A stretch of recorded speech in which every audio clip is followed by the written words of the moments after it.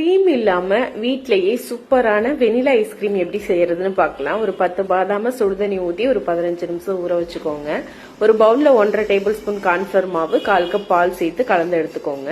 இப்ப பாதாம் ஊறினது தோல் உரிச்சிட்டு மிக்சி ஜார்ல சேர்த்து தண்ணி சேர்த்து நைஸா அரைச்சு எடுத்துக்கோங்க. 1/2 லிட்டர் பாலை பேன்ல சேர்த்து நல்ல ஒரு 5 நிமிஷம் கொதிக்க வச்சுக்கோங்க.